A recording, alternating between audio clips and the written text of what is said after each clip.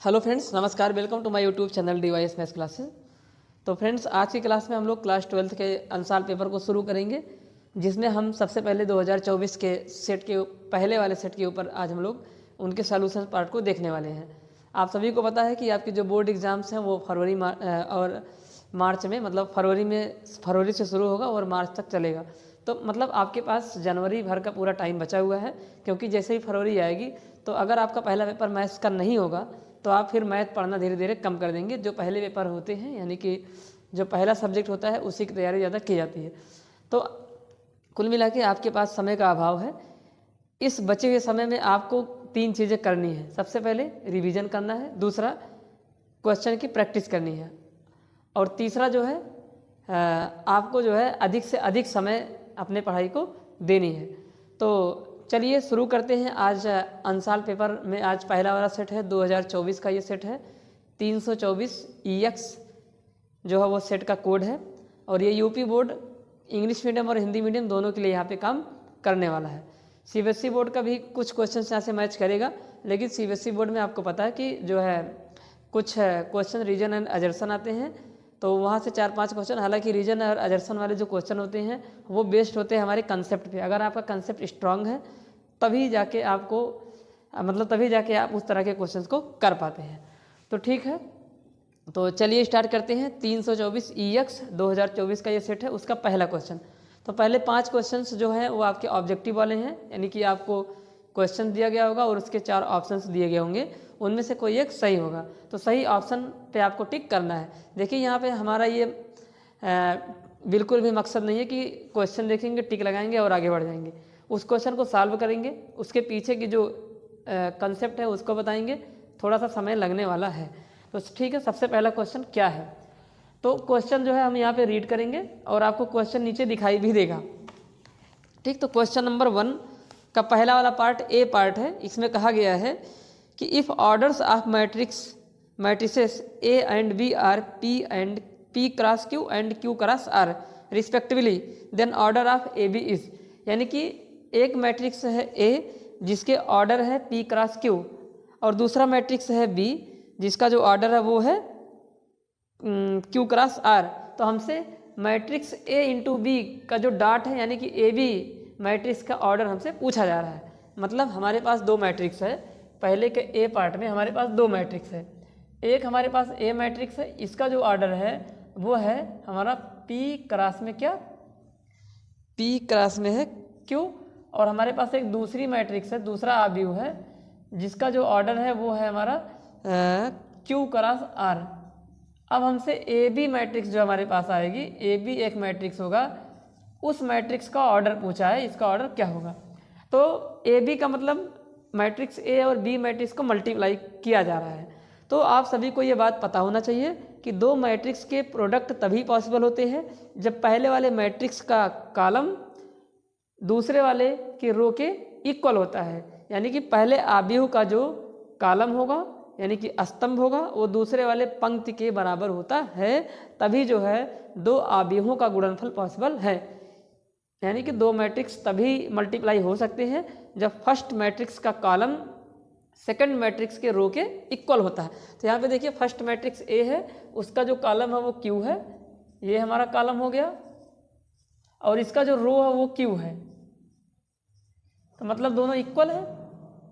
अगर ये दोनों इक्वल है तो मतलब इनका जो मल्टीप्लाई वो पॉसिबल है। और ऐसे में जो नया मैट्रिक्स बनकर तैयार होता है, यानी कि जब 2 मैट्रिक्स का प्रोडक्ट लेते हैं तो जो रिजल्ट आता है वो भी एक मैट्रिक्स होता है, तो उसका भी कोई ना कोई ऑर्डर होगा। तो नए मैट्रिक्स का जो ऑर्डर होगा वो पहले वाले मैट्रिक्स का रो पकड़ेंगे और दूसरे वाले मैट्रिक्स का कॉलम पकड़ेंगे। तो यानी कि जो हमारा AB मैट्रिक्स आएगा, AB मैट्रिक्स जो आएगा, इसका जो हमारा ऑर्डर होने वाला है वो हो जाएगा हमारा P क्रॉस R। तो P क्रॉस R हमारा आंसर हो जाएगा। अब P क्रॉस R जिस ऑप्शन में होगा वही ऑप्शन क्या हो जाएगा, सही हो जाएगा। तो P क्रॉस R आपके मिल रहे हैं ऑप्शन नंबर A में। तो जो ऑप्शन नंबर A है वही हमारे यहाँ पे सही हो जाता है। ठीक है, तो इस तरह से हम लोग यहाँ पे पहले वाले क्वेश्चन को लगा लेते हैं। याद रहे, 2 मैट्रिक्स का मल्टीप्लाई तभी पॉसिबल है जब पहले वाले का रो दूसरे वाले के कॉलम के इक्वल होगा। ठीक है,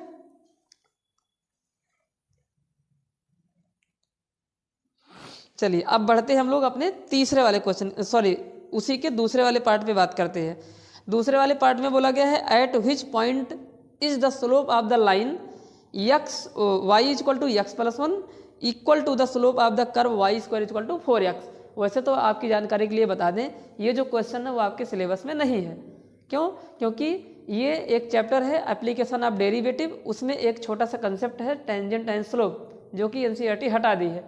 फिलहाल हम फिर भी इस क्वेश्चन को यहाँ पे लगा दे रहे हैं। तो हमारे पास एक लाइन दी गई है और एक कर्व दिया गया है Y square equal to 4x। ठीक, तो एक लाइन और एक कर्व पूछ रहा है कि वह कौन सा बिंदु है, वह कौन सा पॉइंट है जिन पर लाइन हमारी कौन सी है, यानी कि ये बी नंबर क्वेश्चन है पहले का ही। लाइन हमारे पास है, एक लाइन है हमारे पास, लाइन मतलब एक रेखा है y is equal to x plus 1 और एक कर्व है, कर्व मतलब वक्र है y square is equal to लिखा गया है 4x।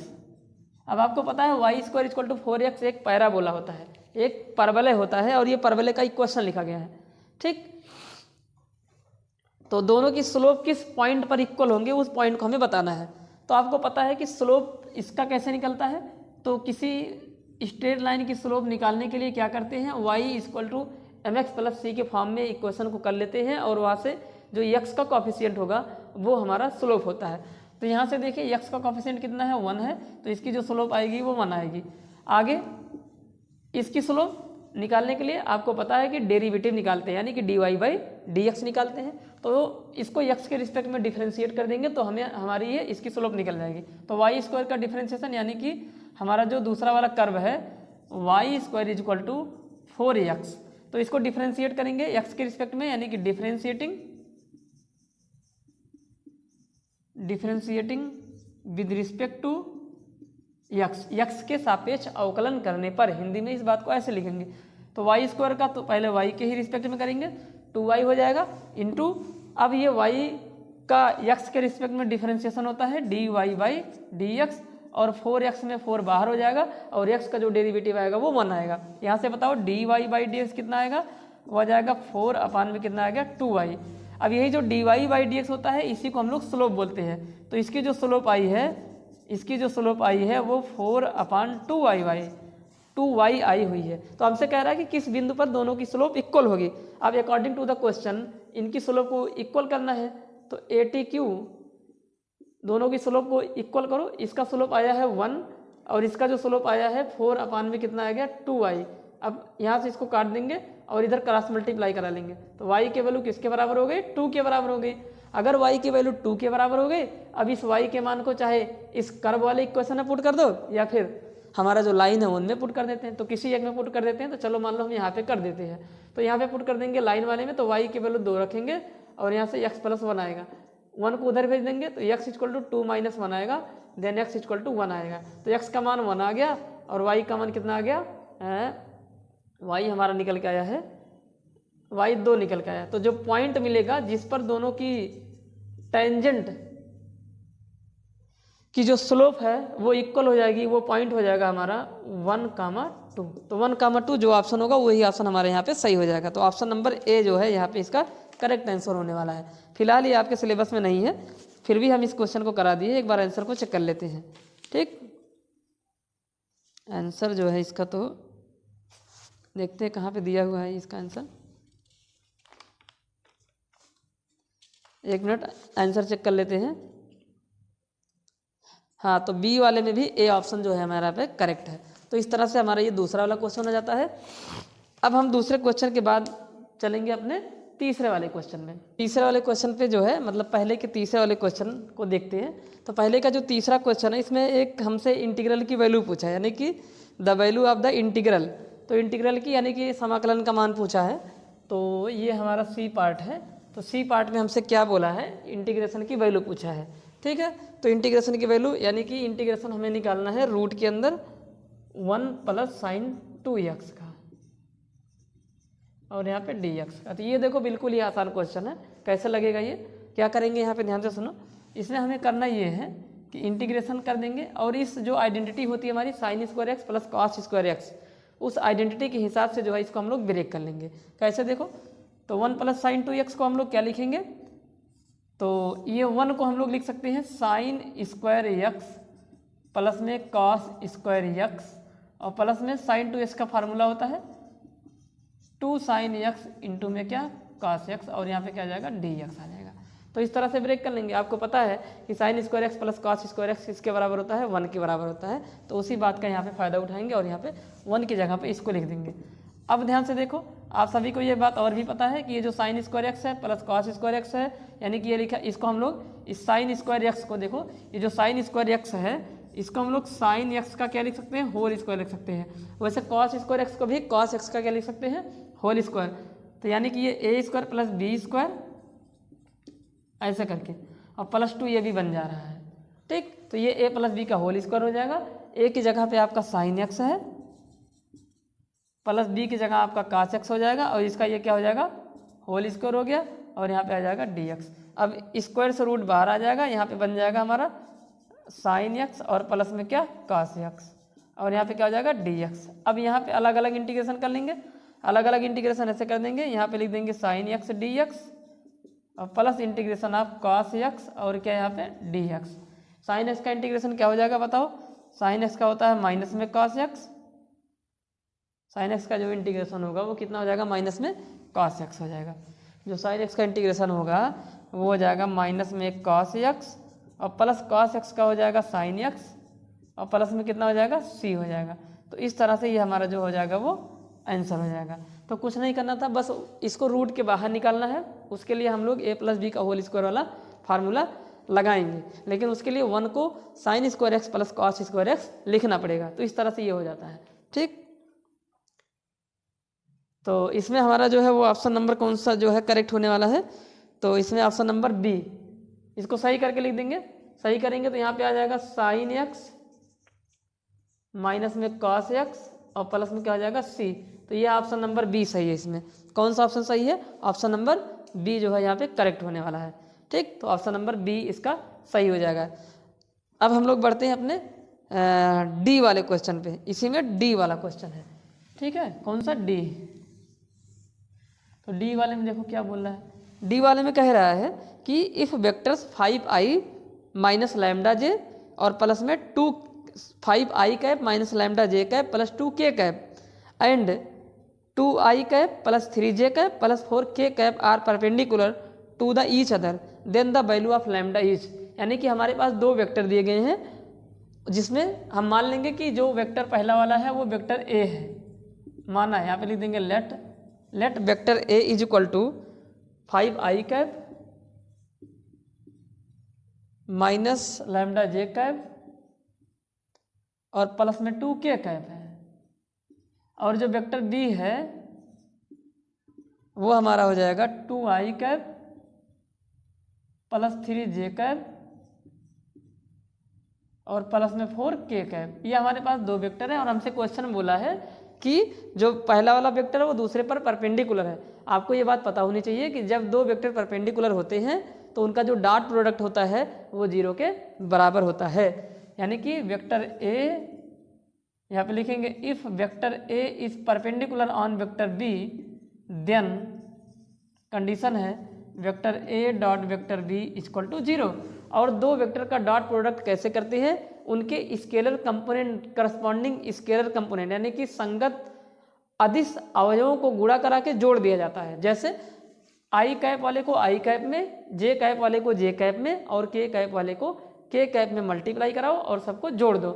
तो यानी कि यहाँ पे मल्टीप्लाई करके जोड़ना है, जो प्रोडक्ट आएगा वो 0 के बराबर करना है, क्योंकि जब भी 2 वेक्टर परपेंडिकुलर होते हैं तो उनका जो डॉट प्रोडक्ट होगा वो 0 के बराबर होता है। तो यहाँ पे हम लोग मल्टीप्लाई कराएंगे जब इनको, तो a डॉट बी करेंगे तो 5 का 2 में गुणा कराएंगे, 5 दूनी 10 आ गया। फिर इधर मल्टीप्लाई करेंगे 3 का लैम्डा में तो माइनस में 3 लैम्डा और प्लस में आ जाएगा यहाँ पे 8 और बराबर में कितना आ गया, यहाँ पे 0 आ गया। अभी यहाँ पे देखो 10 और 8 को जोड़ देंगे तो कितना बन जाएगा, ये 18 बन जाएगा, माइनस में 3 लैम्डा हो जाएगा, बराबर में 0 आ जाएगा। इस माइनस 3 लैम्डा को उधर भेजेंगे तो ये प्लस में 3 लैम्डा हो जाएगा, प्लस में 3 लैम्डा बराबर 18 के हो जाएगा, तो लैम्डा बराबर 18/3 हो जाएगा। काट देंगे तो कितना आ जाएगा 6। तो इम्प्लाइज दैट लैम्डा का मान निकल के कितना आ जाएगा 6 आ जाएगा। तो लैम्डा की जो वैल्यू आएगी वो कितनी आ जाएगी, 6 आ जाएगी। तो इस तरह से हमारे ऑब्जेक्टिव वाले जो है वो पहले 4 क्वेश्चन हो जाते हैं। ठीक, तो देखिए एक डिफरेंशियल इक्वेशन दिया हुआ है हमें और इस डिफरेंशियल इक्वेशन की हमें बतानी है डिग्री। क्या बतानी है? डिग्री। तो देखिए कैसे इसको करते हैं क्वेश्चन को। एक सेकेंड रुक जाइए, बता रहे हैं। तो चलिए ध्यान से देखिए। तो डिफरेंशियल इक्वेशन हम यहाँ पे लिख दे रहे हैं, इसकी डिग्री बतानी है। तो डिग्री बतानी है यानी कि degree of differential equation, degree of differential equation एक अवकल समीकरण दिया गया है। इस अवकल समीकरण की डिग्री क्या होगी ये हमें बताना है। और अवकल समीकरण हमारे पास है, एक मिनट, हाँ d2y है। अवकल समीकरण हमारे पास है d2y अपान में है dx2 इज इक्वल टू, इधर लिखा गया है रूट के अंदर x plus dy by dx, और इसका यहाँ पे क्या है स्क्वायर, और यहाँ पे 4 घात लिखी है, मतलब 4 लिखा गया है। जैसे क्यूब रूट होता है वैसे ये 4 रूट वाले यानी कि 4 का पेयर बनने वाला है। तो देखिए सबसे पहले तो आप सभी को ये बता देते हैं कि डिफरेंशियल इक्वेशन जो चैप्टर है उसमें जो डिग्री है वो सारे टाइप के डिफरेंशियल इक्वेशन की डिग्री डिसाइड नहीं है। ऑर्डर तो सबका होता है पर डिग्री सिर्फ पॉलिनोमियल डिफरेंशियल इक्वेशन की डिसाइड होती है। तो पॉलिनोमियल डिफरेंशियल इक्वेशन कौन सा होता है? ऐसा डिफरेंशियल इक्वेशन जिसमें जो हमारा डेरिवेटिव है वो रूट के अंदर नहीं होना चाहिए। सबसे पहले तो उसको रूट से बाहर निकालना पड़ेगा, अगर निकालना पॉसिबल है तो। यहाँ पे देखिए निकल जाएगा आराम से। तो यहाँ पे हम लोग यहाँ पे निकालने की कोशिश करेंगे, ठीक है।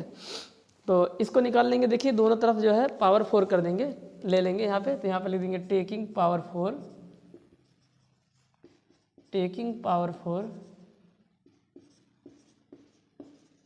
ऑन बोथ साइड्स, दोनों पक्षों में पावर 4 करने पर। तो यहाँ पे जैसे ही पावर 4 करेंगे यहाँ आएगा d2y अपान dx2, और इसकी पावर कितनी हो जाएगी? 4 हो जाएगी। और आप सभी को पता है कि अगर जैसे यहाँ पे ऐसे लिखा होता है x की पावर क्यूब लिखा होगा, तो इसको हम लोग x की पावर 1/3 लिख देते हैं, यानी कि यहाँ पे जो कोने में होता है वो 1 अपान करके आता है। वैसे यहाँ पे इसको भी लिख सकते हैं 1 अपान, मतलब 1 अपान करके पावर बनेगी। ये कोने में लिखा हुआ नंबर किसका पावर बनता है? जो अंदर में लिखा होगा, जो रूट के अंदर में लिखा होगा। तो रूट के अंदर में यहाँ कौन सा है?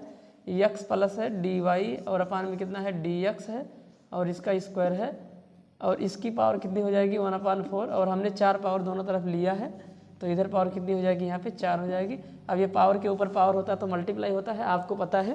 तो ये 4 से 4 कट जाएगा। तो यहाँ पे आ जाएगा d2y अपान में dx2 is equal to x plus dy upon में dx का होल स्क्वायर। अब वो कट चुका है। कुल मिला के अब हमारा ये डिफरेंशियल इक्वेशन जो अपने स्टैंडर्ड फॉर्म में आया है। यहाँ पे आप देख लीजिए जितनी जगह डेरिवेटिव है कहीं पे भी वो रूट के अंदर में नहीं है। तो ध्यान से देखिए यहाँ पे भी है, यहाँ पे भी है, और यहाँ पे एक चीज़ लिखना भूल गए, यहाँ पे पावर कितनी है इसकी? 4 है। तो आप सभी को पता है कि डिग्री क्या होती है। किसी भी डिफरेंशियल इक्वेशन में आए हुए जो डेरिवेटिव है उस सबसे अधिक बार मतलब जहाँ पे डेरिवेटिव हुआ होगा, यानी कि डिफरेंशिएशन सबसे ज़्यादा बार कहाँ जहाँ पे हुआ होगा, यानी कि हाईएस्ट डेरिवेटिव की जो पावर होती है वही डिग्री कहलाएगी। तो हाईएस्ट डेरिवेटिव यहाँ पे है, यहाँ पे 2 बार हुआ है, यहाँ पे 1 बार हुआ है। तो यहाँ पे ज़्यादा बार डिफरेंशिएशन हुआ है, तो जहाँ पे डिफरेंशिएशन ज़्यादा बार होगा उसकी जो पावर होती है, उसका जो घात होता है वही डिग्री कहलाती है। तो यहाँ पे इसकी घात देखिए कितनी है? 4 है। तो इसलिए यहाँ पे जो डिग्री निकल के आएगी इस वाले टर्म से निकलेगी, इससे नहीं निकलेगी। तो डिग्री जो आएगी वो हमारी 4 आ जाएगी। तो इस क्वेश्चन का जो आंसर होगा वो कितना होगा? 4 होगा। ऑप्शन नंबर ए यहाँ पे करेक्ट है। तो ए वाला ऑप्शन इधर करेक्ट है। तो इस तरह से ये हो जाता है। तो बस आपको याद रखे रहना कि पॉलिनोमियल डिफरेंशियल इक्वेशन की डिग्री ही डिसाइड है, किसी और डिफरेंशियल इक्वेशन की डिग्री डिसाइड नहीं है। क्या होती है? हाईएस्ट डेरिवेटिव की जो पावर होगी वही होती है हमारी क्या? Degree of the differential equation. तो इस तरह से ये क्वेश्चन हो जाता है। तो अब हम लोग बढ़ते हैं अपने जो है क्वेश्चन नंबर दूसरे वाले पे, यानी कि सेकंड क्वेश्चन में 5 क्वेश्चन हैं, तो एक एक करके उनको भी लगाने की कोशिश करते हैं। तो इसको आप लोग देख लीजिए। तो क्वेश्चन नंबर दूसरे का जो पहला वाला पार्ट है, आपको क्वेश्चन नीचे दिखाई दे रहा होगा, उसमें लिखा गया है कि so that the function f(x) equal to this is not continuous at x equal to 0। हमारे पास एक फंक्शन है जिसको हम यहाँ पे लिख दे रहे हैं कि f(x) जो पीस वाइज फंक्शन है। तो यहाँ पे हम इसको लिख रहे हैं क्या है, देखिए हमारे पास एक फंक्शन है f(x) equal to piecewise function मतलब होता है कि ऐसा फंक्शन जिसमें जो एक्स एफ एक्स है वो एक्स की वैल्यूज़ पर डिफाइन की जाती है, यानी कि डिफरेंट एक्स की वैल्यूज़ पर कंडीशंस लगी होंगी, यानी कि एक्स की वैल्यूज़ पर कंडीशंस होगी, उसी हिसाब से हमारा जो फंक्शन है वो डिफाइन किया गया होगा। तो सबसे पहले देखिए यहाँ पे एक्स प्लस 2 होगा फंक्शन हमारा, यानी कि f x is equal to x plus 2 when x is not equal to 0, if x is not equal to 0 and f x is equal to 1 if x is equal to 0। और यहाँ पे हमको show करना है कि is not continuous at x is equal to 0, x बराबर 0 पर ये कॉन्टिन्यूअस नहीं है, ये हमें यहाँ पे जो है वो शो करना है। तो आपको पता है कि ये कॉन्टिन्यूटी एंड डिफरेंशियबिलिटी चैप्टर का ये हमारा क्वेश्चन है, तो हमें बताना है कि जो गिवन फंक्शन है वो एक्स इज इक्वल टू 0 पर जो है वो कॉन्टिन्यूअस नहीं है। तो आपको पता होगा कि कोई भी फंक्शन कब कॉन्टिन्यूअस नहीं होता है, और अगर कोई भी फंक्शन किसी एक्स की वैल्यू के लिए कॉन्टिन्यूअस नहीं होगा तो इसका मतलब है कि उस एक्स की वैल्यू के लिए वो डिसकॉन्टिन्यूअस होगा। तो कुल मिला के हमें बताना है कि एक्स इक्वल टू 0 पर ये फंक्शन डिसकॉन्टिन्यूअस है।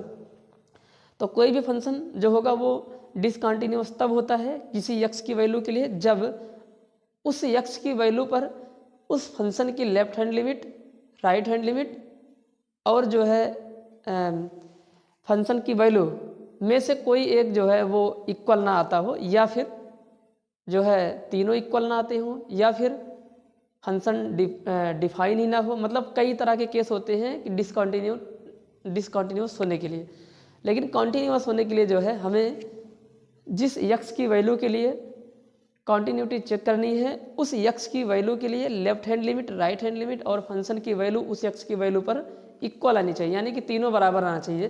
कुल मिला के कहने का मतलब ये है कि फॉर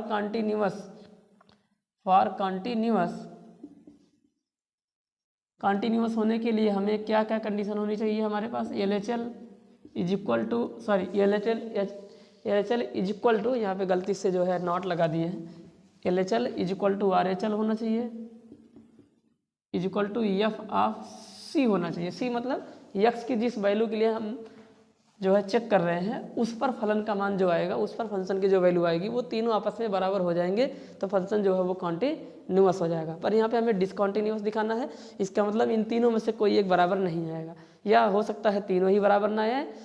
ठीक है, तो चलिए देखिए इसको सॉल्व करते हैं। छोटा सा ये सवाल है, क्या करेंगे। तो सबसे पहले जब भी पीस वाइज फंक्शन आता है आपको अपने फंक्शन को जो है वो एक नंबर लाइन पे प्लॉट करके अपने फंक्शन को डिसाइड कर लेना है। ठीक है, तो देखिए कैसे करते हैं, ध्यान से देखिए। तो यहाँ पे एक नंबर लाइन बनाएंगे हम,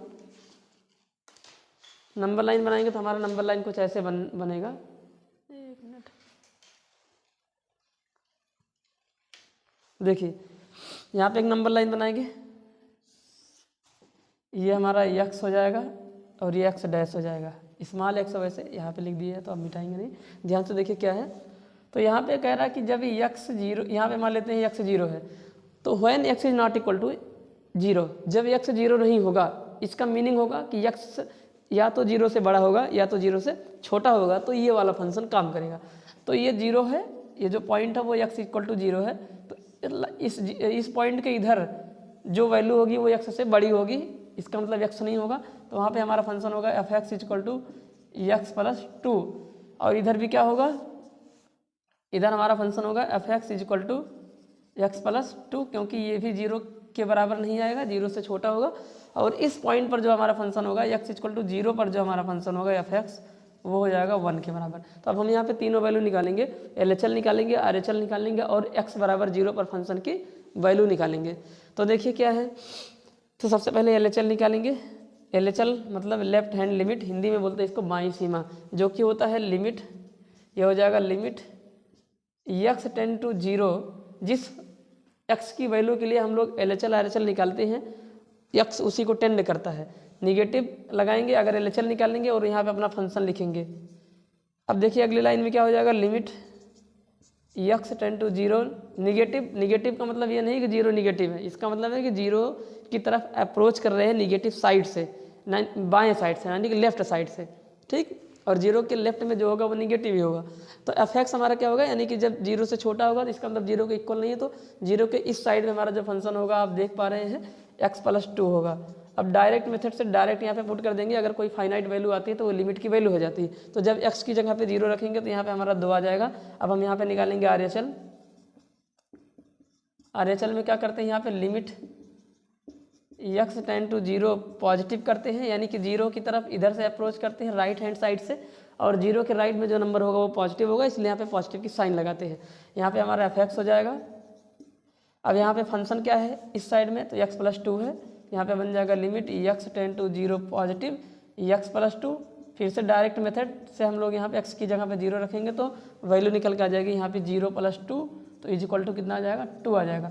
अब तीसरा चीज़ हम लोग निकालने जा रहे हैं फंक्शन की value. Now F of zero, F of zero का मतलब हुआ फंक्शन की x बराबर 0 पर वैल्यू।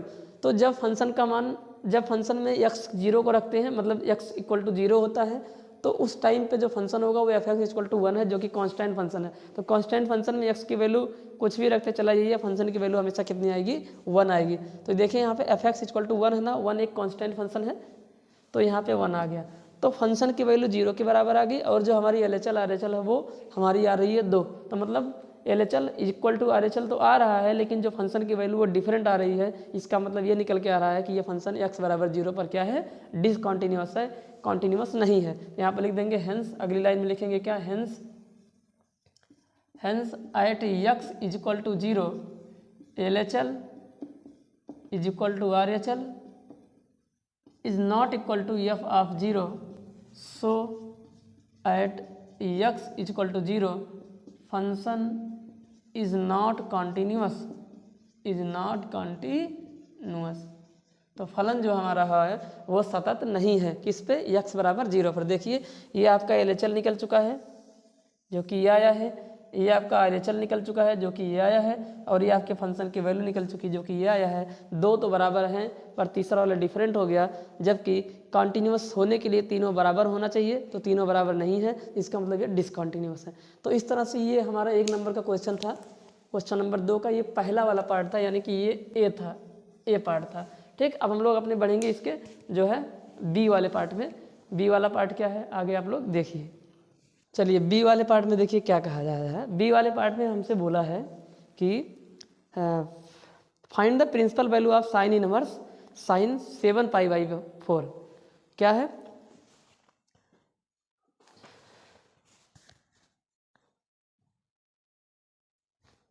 चलिए अब हम लोग बढ़ते हैं अपने क्वेश्चन नंबर जो सेकंड वाला है उसके जो है सेकंड पार्ट पे, बी पार्ट पे, जिसमें कहा गया कि find the principal value of sine inverse sine 7π/4। तो हमारे पास एक इनवर्स ट्रिग्नोमेट्रिक फंक्शन का ये क्वेश्चन है जिसमें हमें प्रिंसिपल वैल्यू निकालना है, मुख्य मान निकालना है।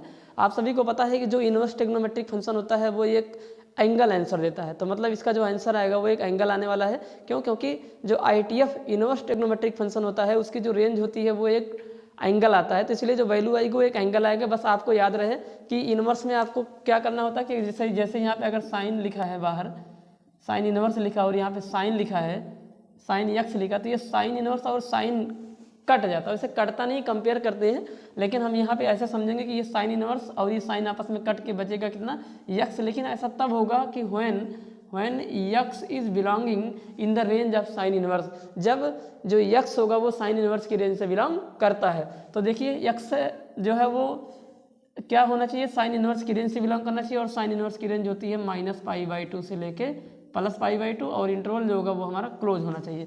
यानी कि ये -π/2 है और ये +π/2 है, यहाँ से लेके यहाँ तक का अगर कोई x का मान है, और आपको पता है कि ट्रिग्नो में यहाँ पे x जो होगा वो एंगल का काम करता है, तो अगर कहीं यहाँ का एंगल होगा तो जो है हमारा ये जो साइन इनवर्स और जो साइन है वो कट जाएगा। और आपको एक बात याद दिला देते हैं कि ये जो साइन अगर बाहर होगा और जो साइन इनवर्स अंदर होगा, तो यहाँ पे जो है वो मैटर दूसरा होगा।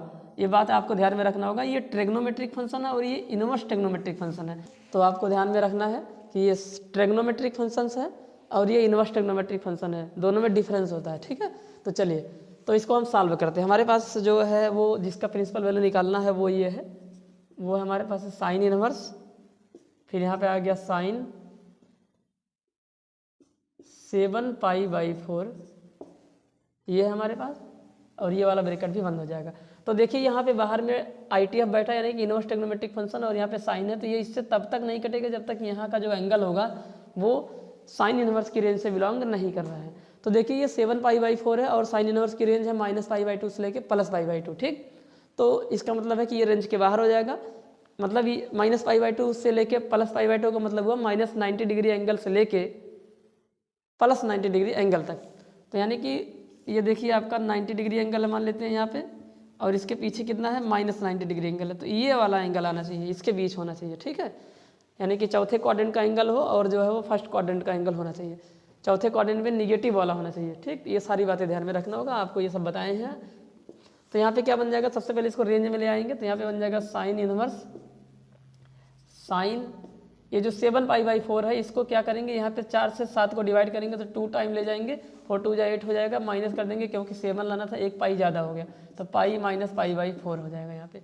तो यहाँ पे बन जाएगा साइन इनवर्स, और आपको पता है कि हाँ कि sine 2π - theta, sine 2π - theta minus sine theta के बराबर होता है, क्योंकि 2π जो कि x एक्सिस का एंगल है उसमें से अगर कुछ भी घटाते हैं तो हम चौथे क्वाड्रेंट में पहुंच जाते हैं, और चौथे में जो साइन होता है वो निगेटिव होता है, और साथ ही साथ x एक्सिस के एंगल पे यहाँ पे लिखी हुई जो ट्रिग्नोमेट्रिक फंक्शन है वो कभी भी चेंज नहीं होती है। मतलब हमारे पास एक फार्मूला होता है कि sine 2π - theta is equal to minus में साइन थीटा। याद रहे ये जो पाई का इवन मल्टीपल होता है ये x एक्सिस का एंगल होता है, इसमें अगर ये x एक्सिस के एंगल में कुछ जोड़ा जाएगा या फिर घटाया जाएगा तो यहाँ पे जो ट्रिग्नो लिखा होगा वो चेंज नहीं होगा, जो यहाँ लिखा होगा वही यहाँ पे आएगा, बस खाली उसकी साइन चेंज हो सकती है, ठीक है। तो इन सब बातों को ध्यान में रखकर जो है यहाँ पे इस सवाल को लगा लेंगे। तो यहाँ पे sine 2π - theta is equal to minus में साइन थीटा, यहाँ पे आ जाएगा माइनस, और थीटा की जगह पे है π/4। अभी भी देखिए इसको काट नहीं सकते हैं, क्यों, क्योंकि जो है आपको ध्यान में रखना है कि यहाँ पे साइन इनवर्स लिखा है, यहाँ पे साइन लिखा है, इस चीज़ को अंदर लेके जाएंगे हम लोग, ठीक, ये तभी कटेगा। आपको पता है कि साइन इनवर्स माइनस में, यानी कि एक फार्मूला होता है कि साइन माइनस में theta is equal to minus में साइन थीटा, यानी कि ये जो बाहर का माइनस है वो कभी भी इस थीटा के पास जा सकता है साइन और टैन में और उनके उल्टे में, लेकिन कॉस में ऐसा नहीं होता। तो ये माइनस अंदर लेके जाएंगे ताकि हम इससे कंपेयर कर सकें। तो यहाँ पे जब ये अंदर जाएगा तो यहाँ पे आ जाएगा साइन माइनस में π/4। देखिए साइन माइनस थीटा कभी ये बाहर हो सकता है, ज़रूरत पड़ेगी तो इसको हम लोग एंगल के पास ले जाएंगे। अब यहाँ इससे कंपेयर हो जाएगा, क्यों, क्योंकि -π/4 जो होगा वो इस रेंज से बिलोंग करेगा, क्योंकि -π/4 अक्यूट एंगल है निगेटिव वाला, और अक्यूट एंगल सारे निगेटिव वाले जो वो फोर्थ क्वाड्रेंट में होते हैं, यानी कि न्यून कोण जो निगेटिव वाले होंगे वो चौथे क्वाड्रेंट में होंगे, और हमारा जो रेंज है वो यहाँ से लेके यहाँ तक, यानी कि चौथा क्वाड्रेंट और पहला क्वाड्रेंट आ रहा है। तो मतलब अब ये इससे कट जाएगा तो हमारा जो आंसर आ जाएगा वो π/4 आ जाएगा, माइनस में π/4 हमारा क्या हो जाएगा यहाँ पे आंसर। यानी कि गिवन जो इनवर्स ट्रिग्नोमेट्रिक फंक्शन जो दी गई थी इसका जो रेंज है वो माइनस में π/4 है, तो आपको ये ध्यान में रखना होगा। तो ये निकल चुका है, माइनस में π/4 है। एक बार आंसर देख लेते हैं कितना आ रहा है।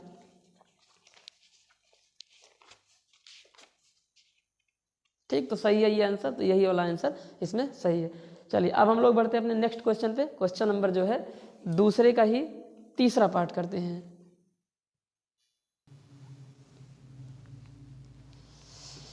तो चलिए देखिए तीसरे पार्ट में क्या कहा है। पहले का क्वेश्चन नंबर सेकंड का ये थर्ड पार्ट है, यानी कि पार्ट नंबर सी। कह रहा है कि if y is equal to ae⁻x plus b where a and b are constants, वैसे ये कांस्टेंट नहीं, ये आर्बिट्री कांस्टेंट है, then so that d2y/dx2 - dy/dx equal to 0। तो एक डिफरेंशियल इक्वेशन है और उसमें हमें शो करना है कि उसका जो डबल डेरिवेटिव में से अगर उसको सिंगल डेरिवेटिव को माइनस कर देते हैं तो आंसर 0 आता है।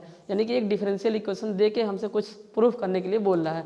तो देखिए डिफरेंशियल इक्वेशन हमारे पास क्या है, तो ये सी पार्ट है। हमारे पास एक डिफरेंशियल इक्वेशन है y is equal to ae⁻x है और प्लस में कितना लिखा है यहाँ पे b लिखा है, और हमें प्रूफ करना है, यानी कि टू शो, हमें शो करना है, दिखाना है, क्या दिखाना है कि जो d2y/dx2 है और माइनस में dy/dx है, इक्वल टू 0 है। तो आप सभी को बता देते हैं यहाँ पे जो a और b है वो आर्बिट्री कांस्टेंट है, स्वैच्छिक अचर है, यानी कि अपने इच्छा के अनुसार इसको लिया जा सकता है। जैसे यहाँ पे a की जगह पे 2 ले सकते हैं, 4 ले सकते हैं, 6 ले सकते हैं, वैसे b की जगह पे 2, 4, 6, 8, 10 जो मन करे वो ले लो।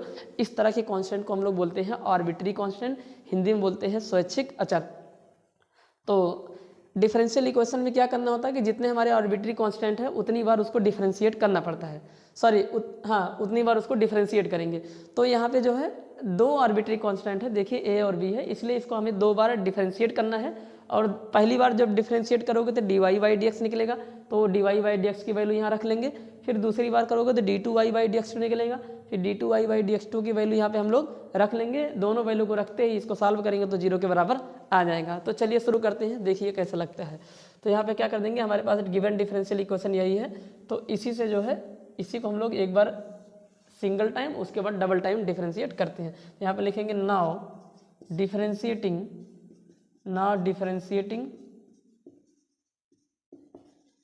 विद रिस्पेक्ट टू यक्स के सापेक्ष अवकलन करने पर, हिंदी में इसको इस तरह से लिखते हैं। तो यहाँ पे आ जाएगा dy/dx is equal to a constant, जब किसी वेरिएबल के साथ होता है तो वो कांस्टेंट बाहर हो जाता है, अगर वो कांस्टेंट अकेले है तो डिफरेंशिएशन में वो 0 के बराबर हो जाता है। लेकिन यहाँ पे e⁻x में इसका मतलब जो a है वो कांस्टेंट तो है पर वो किसी वेरिएबल के साथ है तो ये बाहर हो जाएगा, तो ये बाहर हो गया। इनटू हमें डिफरेंशिएशन करना है dy/dx of e⁻x plus dy/dx of b। अब यहाँ पे देखो आ गया कांस्टेंट का डिफरेंशिएशन, तो ये 0 बन जाएगा, यहाँ पे a हो गया। और e⁻x का जो डेरिवेटिव आता है वो a⁻x आ जाता है। डेरिवेटिव मतलब x डिफरेंशिएशन करने के बाद जो रिजल्ट आता है उसी को डेरिवेटिव कहा जाता है। तो b dy/dx of b constant है उसका 0 हो जाएगा। तो कुल मिला के dy/dx जो निकल के आएगा dy/dx हमारा 0 के आ जाएगा, 0 नहीं ae⁻x आ जाएगा, ae⁻x आ जाएगा, उसमें 0 जोड़ेंगे तो कोई इफेक्ट नहीं पड़ेगा। तो ये हमारा dy/dx निकल के आ गया है। अब हम निकालेंगे d2y/dx2। अब जो dy/dx होता है उसी को दोबारा से डिफरेंशिएशन करते हैं तो d2y/dx2 निकलता है। ठीक, तो यहाँ पे लिख देंगे नाउ, यहाँ पे लिखेंगे नाउ अगेन डिफरेंशिएटिंग, इसको इक्वेशन नंबर फर्स्ट मान लो। Now again differentiating now again differentiating with respect to x of equation first को दोबारा से डिफरेंशिएट करने पर, इक्वेशन फर्स्ट जो है हमारा उसको दोबारा से डिफरेंशिएट करेंगे तो क्या बन जाएगा इधर, तो dy/dx का जो डेरिवेटिव होता है वो d2y/dx2 होता है। यानी कि हमें करना था d/dx of dy/dx is equal to dy/dx of ae⁻x। देखिए dy/dx का जो डिफरेंशिएशन है x के रिस्पेक्ट में वो हो जाएगा d2y अपान में कितना dx2, और इधर dy/dx ऑफ ae⁻x में a कांस्टेंट हो गया और dy/dx हम कर देंगे किसका e⁻x का। तो d2y/dx2 is equal to ae⁻x का e⁻x हो गया। तो ये हमारा d2y/dx2 आ गया। तो ये जो d2y/dx2 आया है और जो dy/dx आया है इन दोनों की वैल्यू उठा के जो है हम इसमें रख देंगे जो हमें प्रूव करना है, जहाँ पे प्रूव करना है। तो ये हमारा इक्वेशन नंबर सेकंड हो जाएगा। यहाँ पे लिख देंगे now put both the value, यहाँ पे लिख देंगे now put both the value, यहाँ पे ब्रैकेट में लेते हैं बोथ, यानी कि दोनों वैल्यू को हमें उठा के वहाँ पे क्या करना है पुट कर देना है। तो पुट करिए, देखिए तो पुट करेंगे तो d2y/dx2 किसके बराबर है, तो यह है ae⁻x माइनस dy/dx वो भी ae⁻x के बराबर है। और ae⁻x में से ae⁻x घटेगा तो जो रिजल्ट आएगा वो 0 के बराबर हो जाता है। तो यहाँ से इस तरह से ये प्रूफ हो जाता है। तो ठीक है, देखिए कितना आसान था ये। आपको सिर्फ 2 बार डिफरेंशिएशन करते ही आपको एक बार, जब पहली बार डिफरेंशिएशन करेंगे तो dy/dx निकलेगा, जब दोबारा से करेंगे तो आपको d2y/dx2 निकलेगा। और दोनों की वैल्यू को उठा के जैसे ही रखते हैं तो यहाँ पे देखिए 0 के बराबर हो जाता है। तो इस तरह से ये क्वेश्चन हो जाता है। हाँ, इसके लिए आपको डेरिवेटिव करना आना चाहिए, यानी कि डिफरेंशिएशन करना आना चाहिए, वरना आप कर नहीं पाएंगे इसको। ठीक है, तो इस तरह से हमारा दूसरे का C वाला पार्ट हो जाता है। अब हम लोग बढ़ेंगे अपने दूसरे के D वाले पार्ट पे। ठीक, चलिए क्वेश्चन नंबर सेकंड का जो है वो अब हम लोग करते हैं D वाला पार्ट, यानी कि चौथा पार्ट, जिसमें फिर से एक डिफरेंशियल इक्वेशन दिया गया है और उसको सॉल्व करना है। आपको पता होना चाहिए कि किसी भी डिफरेंशियल इक्वेशन को सॉल्व करने से उस डिफरेंशियल इक्वेशन के सॉल्यूशन निकलते हैं। और जो डिफरेंशियल इक्वेशन होता है उसके दो तरह के सॉल्यूशन होते हैं। डिफरेंशियल इक्वेशन मतलब अवकल समीकरण के दो प्रकार के हल होते हैं, एक होगा सामान्य हल जनरल सॉल्यूशन और दूसरा होता है विशिष्ट हल स्पेसिफिक सॉल्यूशन। तो जो स्पेसिफिक सॉल्यूशन होता है उसमें कुछ कंडीशंस दी गई होंगी जिसमें सी की वैल्यू निकल जाती है, लेकिन जनरल सॉल्यूशन में जो हमारा आंसर आएगा वो सी के फॉर्म में आएगा। तो डिफरेंशियल इक्वेशन है dy by d x equal to 1 plus x square upon में 1 प्लस वाई का स्क्वायर, इसी को हमें सॉल्व करना है। तो डिफरेंशियल इक्वेशन को हम यहाँ पे लिख देंगे। तो ये डी पार्ट हमारा है जिसमें हमें डिफरेंशियल इक्वेशन दिया गया है dy by d x equal to 1 plus x का स्क्वायर और अपान में 1 प्लस वाई का स्क्वायर। इसे हमें सॉल्व करना है, सॉल्व करके इसके सॉल्यूशन को निकालना है। तो देखिए बहुत ही आसान है। आपको पता है कि डिफरेंशियल इक्वेशन को सॉल्व करने के तीन तरीके होते हैं। पहला है वेरिएबल सेपरेबल मेथड यानी कि पृथक चरों की पृथक्करण विधियाँ। दूसरा है होमोजेनियस डिफरेंशियल इक्वेशन यानी कि समघातीय अवकल समीकरण, उस मेथड से भी करते हैं। और तीसरा है लीनियर डिफरेंशियल इक्वेशन यानी कि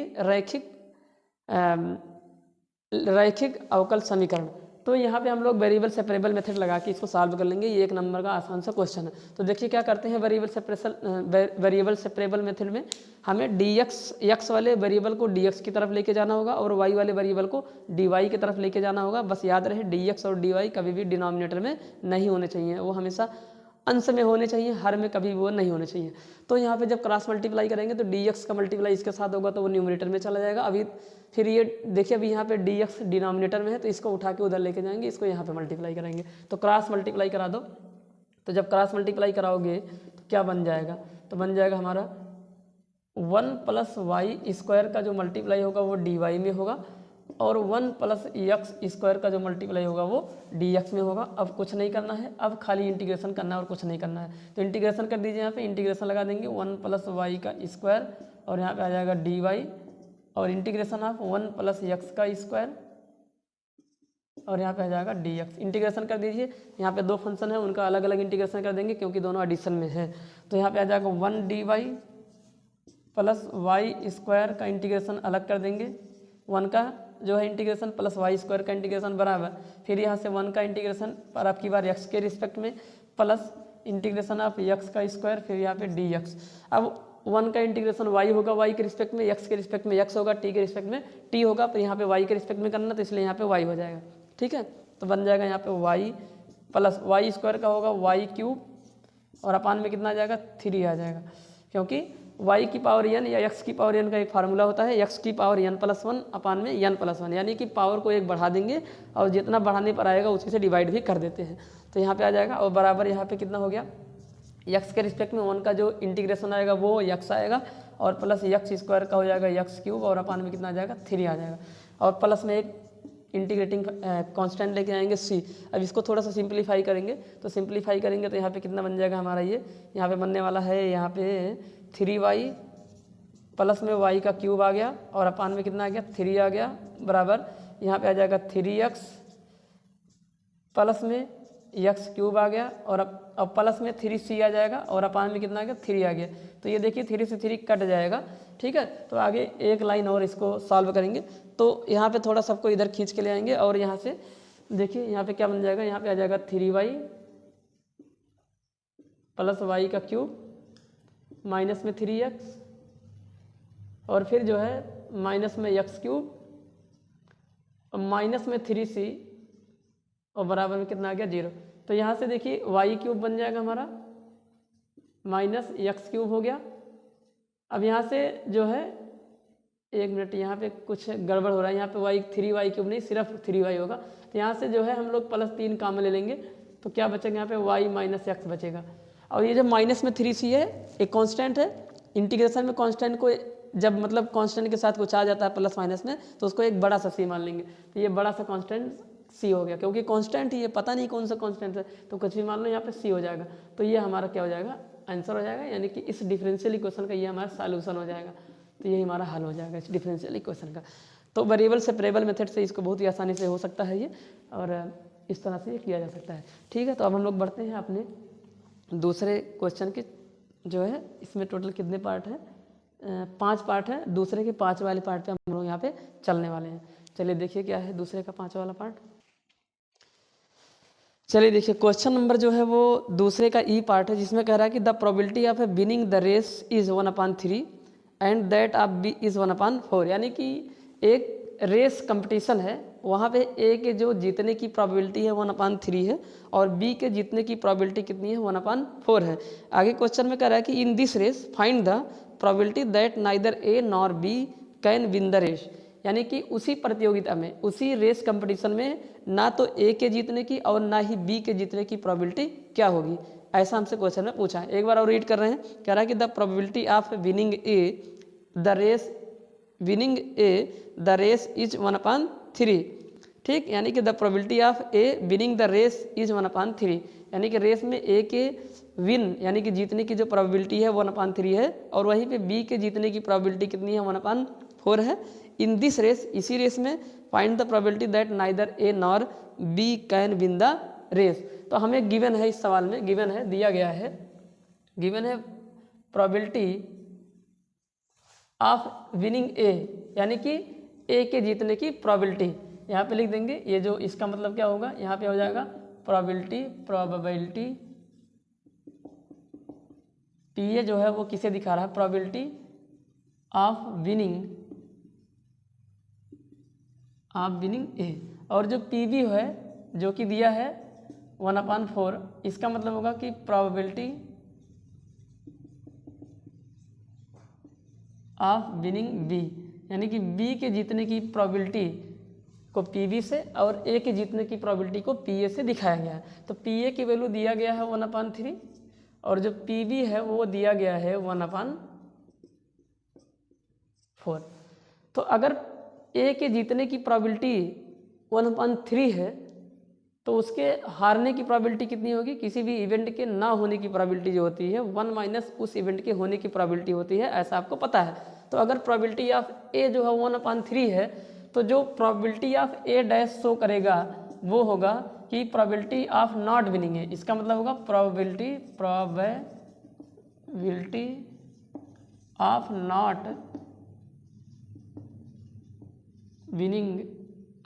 विनिंग ए, और जो पी बी डैश होगा वो शो करेगा probability of not winning B, यानी कि बी के ना जीतने की प्रोबेबिलिटी को बी डैश से दिखा देंगे। ठीक है, तो पी ए की वैल्यू इसके बराबर है, तो probability of P A dash जो होगा वो हो जाएगा 1 माइनस 1/3, तो ये बन जाएगा probability of A dash is equal to 2/3। जब इसको सॉल्व करेंगे 1 में से 1/3 को घटाएंगे तो 2/3 आ जाएगा, और नॉट वाले पे डैश लगा देते हैं, इसे बोलते हैं कॉम्प्लीमेंट ऑफ कॉम्प्लीमेंट इवेंट बोला जाता है। यहाँ पे प्रोबेबिलिटी ऑफ बी डैश क्या होगा, यानी कि बी के ना जीतने की प्रोबेबिलिटी कितनी हो जाएगी, डैश से दिखाएंगे इसको, और ये हमारा बन जाएगा 1 माइनस 1/4 जो कि हो जाएगा 3/4। अब हमसे कह रहा है कि प्रोबेबिलिटी जो निकालना है उसमें कह रहा है कि ना तो ए जीते, यानी कि find the probability neither A nor B can win the race. तो यहाँ पे लिख देंगे hence probability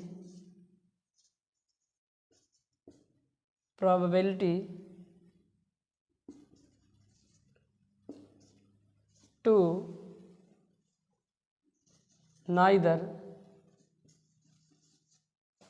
A nor probability to win neither A nor B, यानी कि ना तो ए जीते और ना ही बी जीते। प्रोबेबिलिटी में आपको एक बात बता देते हैं कि और शब्द अगर कहीं पे भी लगा हुआ है इसका मतलब ये जो है इंटरसेक्शन को शो करना है यहाँ से।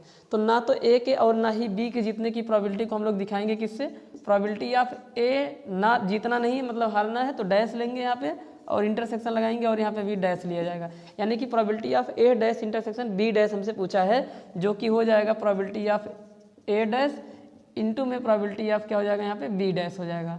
या फिर यहाँ पे डी मॉर्गन लॉ से भी लगा सकते हैं, लेकिन डी मॉर्गन लॉ से लगाने जाएंगे तो शायद प्रॉब्लम हो सकती है। तो यहाँ पे probability of A dash intersection B dash, यानी कि ना तो ए के और ना ही बी के जीतने की यहाँ पे प्रोबेबिलिटी पूछी गई है।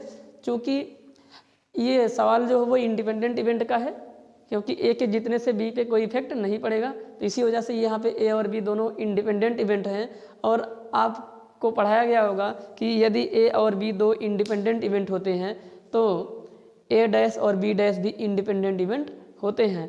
और एक बात, अगर ए और बी दो इंडिपेंडेंट इवेंट हैं तो उनके इंटरसेक्शन की जो प्रोबेबिलिटी होती है वो उनके अलग अलग प्रोबेबिलिटी के प्रोडक्ट के बराबर होती है। मतलब if E and F are two independent event, then P probability of E intersection F is equal to probability of E into probability of F। इसी प्रकार से आपको ये बताया गया है कि अगर E और F इंडिपेंडेंट हैं तो E डैश F डैश भी क्या होगा, इंडिपेंडेंट होगा। तो उसी रिजल्ट को यहाँ पे लगाते हुए तो हम यहाँ पे कह सकते हैं कि A dash intersection B dash equal to P A dash into P B dash, value उठा के रख देंगे, आंसर आ जाएगा। तो बताइए यहाँ पे पी ए डैश की वैल्यू किसके बराबर है, वो 1/4 के बराबर है। तो यहाँ पे आ जाएगा 1/4 इंटू पी बी डैश किसके बराबर है, तो ये 3/4 के बराबर है। एक मिनट, यहाँ पे जो है ये 2/3 है, सॉरी 1/4 नहीं, ये कितना है 2/3 है। ध्यान में रख के यहाँ पे करना होता है, वरना एग्जाम में आप ऐसे गलत कर सकते हैं। तो यहाँ पे 2/3 आ गया और पी बी डैश है 1/3/4 आ गया। तो 3 से 3 कट गया और 2 से 4 काटेंगे तो 2 टाइम जाएगा। तो जो आंसर आ जाएगा यहाँ पे 1 आ गया, यहाँ पे भी 1 आ गया, तो 1/2 इसका आंसर आएगा। यानी कि ना तो ए के जीतने की और ना ही बी के जीतने की जो प्रोबेबिलिटी है वो 1/2 के बराबर है। तो ये दोनों इंडिपेंडेंट इवेंट थे। इंडिपेंडेंट इवेंट में आपको यह ध्यान में रखना होगा कि अगर ए और बी दो इंडिपेंडेंट इवेंट हैं, यानी कि एक इवेंट के हो जाने से दूसरे इवेंट पर कोई भी इफेक्ट नहीं पड़ेगा, तो इस तरह की सिचुएशन में वो वाला फार्मूला यूज़ किया जाता है। एक बार यहाँ पे लिख देते हैं, इंडिपेंडेंट इवेंट में क्या होता है, इंडिपेंडेंट इवेंट मतलब अगर ए एंड बी जो हमारे ए इंडिपेंडेंट इवेंट हैं, यहाँ पे लिख देंगे पूरा, if A and B are independent event then probability of A intersection B is equal to probability of A into probability of B, ये सूत्र होता है। और अगर ए और बी इंडिपेंडेंट हैं तो ए डैश बी डैश भी होगा, ए डैश बी होगा, बी डैश ए होगा, सब हो जाएंगे इधर जितने बोलना हो। तो ये फार्मूला है, इसी फार्मूले पे ये क्वेश्चन हमारा लगा हुआ है। उम्मीद करता हूँ कि ये समझ में आया होगा। इस तरह से ये हमारा दूसरा क्वेश्चन जो है वो पूरी तरह से सारे पार्ट इसके हो जाते हैं। अब हम लोग बढ़ेंगे अपने तीसरे वाले क्वेश्चन में, और तीसरे वाले क्वेश्चन का पहला वाला क्वेश्चन